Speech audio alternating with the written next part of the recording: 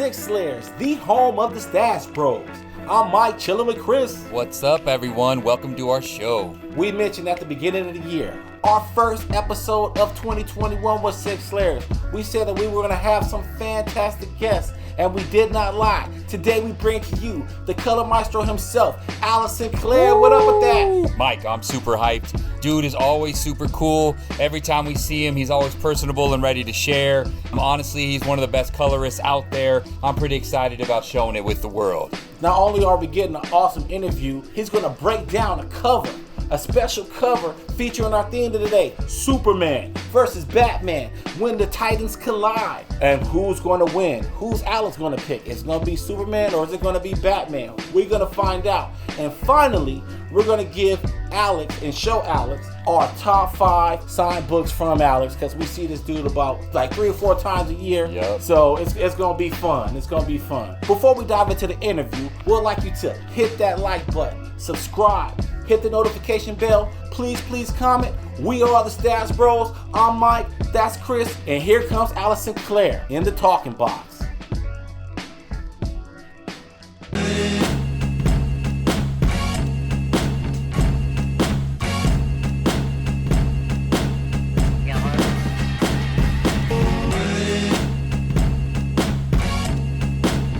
We're bringing the talking box to Six Slayers because we have a special guest.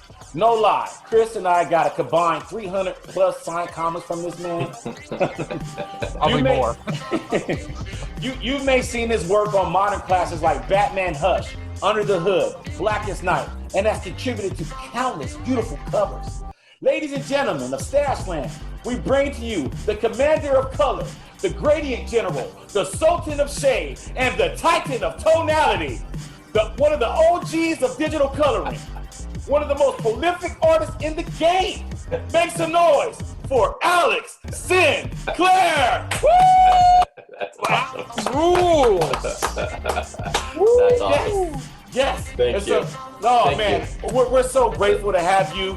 I mentioned, before we start recording that we normally see you at a couple shows a year. Us being from Southern California, we go to WonderCon out Anaheim, and then if we're lucky enough to get badges at San Diego Comic-Con, we see you there too. So I'm with the whole COVID thing, it kind of stopped all the shows and all this, stopped human contact for that matter. And so I'm glad that we were able to continue the tradition of meeting you annually. So thank you so much for being a guest on our show, Alex. Well, thanks for having me. This is a pleasure, and I'd say that's probably the best introduction I've ever gotten. So thank you for that. That's very cool. Awesome. So let's just dive right in. I mentioned before that you're one of the pioneers of digital coloring.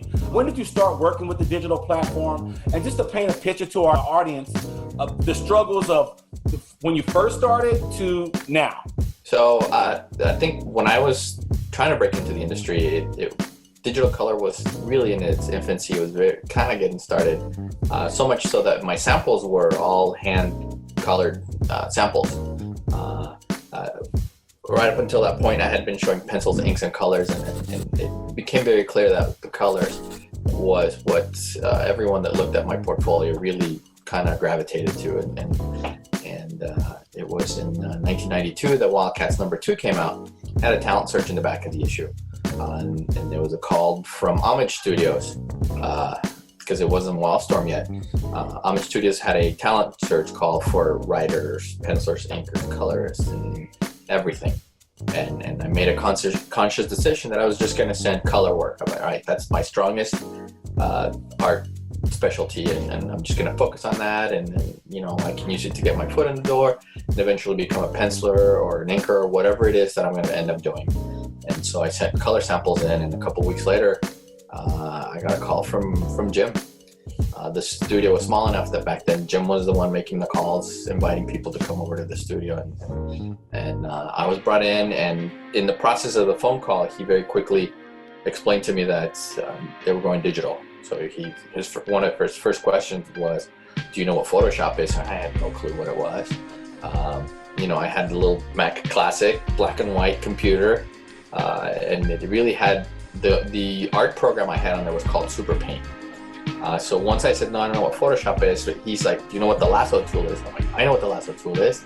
with the paint bucket tool and the brush tool and the pencil tool. I'm like, Super Paint had those. So I was like, yes, yes, and yes. He's like, well, why don't you come in? We can kind of see if this is something that can work out, something that you can gravitate to or you'd like to do. And that was it. I came into the studio and they sat me in front of this huge monitor with this program that I had no idea what it was, with some artwork, and they're like, here's a book that kind of teaches you how to use Photoshop. Why don't you give it a try, see what you think? And that was it. 2 weeks of me kind of teaching myself how to use Photoshop, how to kind of adapt my artistic skills to this program. And after 2 weeks, Jim's like, hey, you know, this seems like it's a good thing. You want to stay on? And that was it. I've been around Jim ever since then. That was 27 years ago. Wow. So tell us a little bit of the horror stories. Tell the kids about you talked about this Mac Classic, okay? So I'm pretty sure you're not using that same computer today. Give us some horror stories of the computers and some hardware issues versus today. Well, I'll start with saying that your phone that you're holding in your hand right now has a faster processor than the computer that I was using the color with.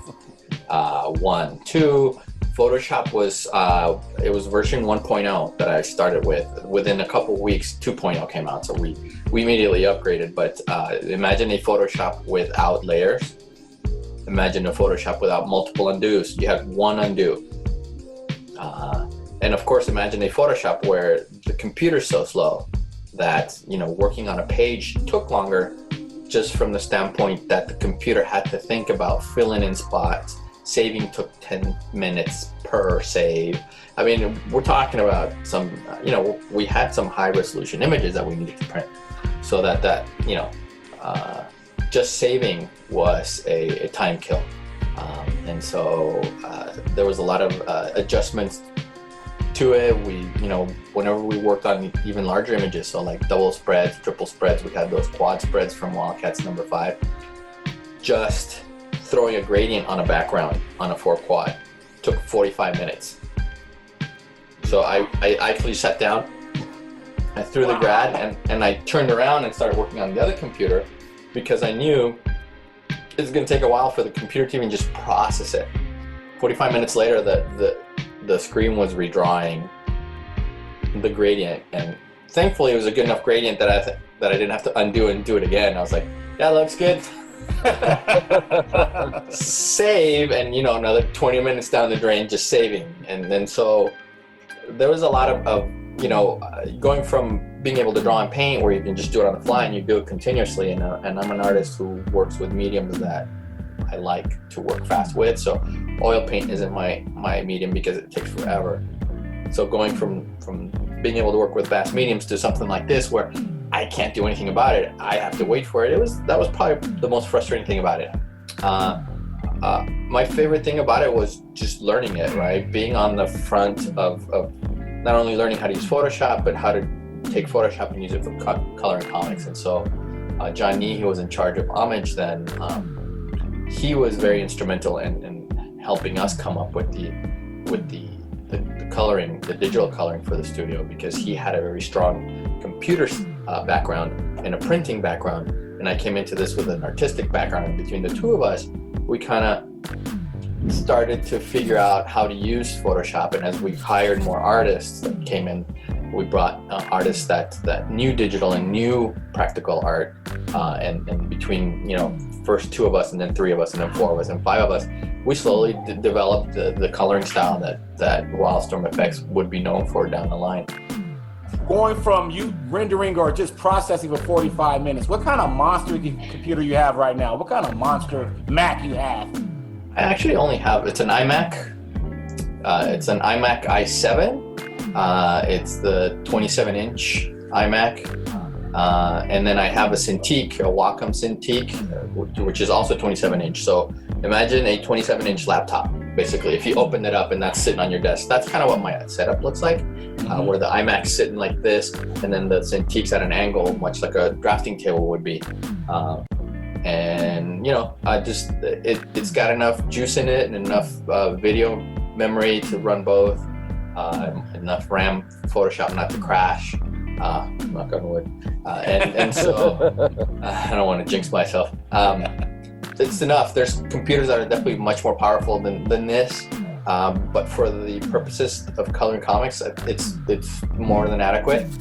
I think I upgrade every 4 or 5 years because, in a sense, the programs start to use more of the computer's processing speed and all that stuff, and so I kind of upgrade to catch up with the programs more than anything. That's the setup that I have. When I travel, I use an iPad and a laptop, and so the other program that's kind of come into play for me has been Procreate on the iPad. Wow, I just want for all the art heads to know what the master is working on. That's all. Appreciate it.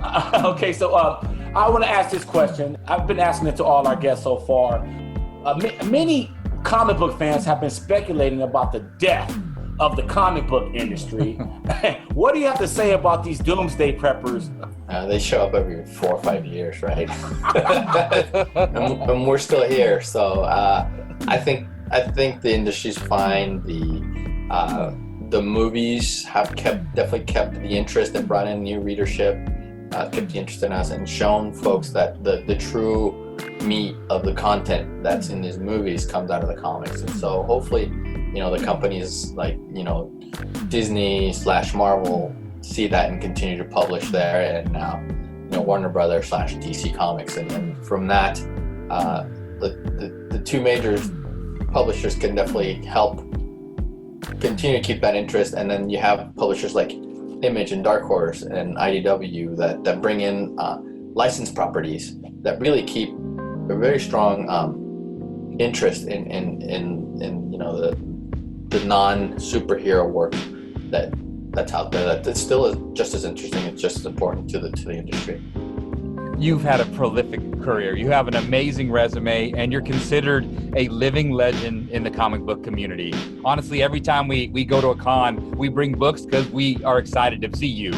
And we wanted to ask, when did Jim and Scott officially put that ring on your finger and make you exclusive? It was really when they decided they were going to do Hush.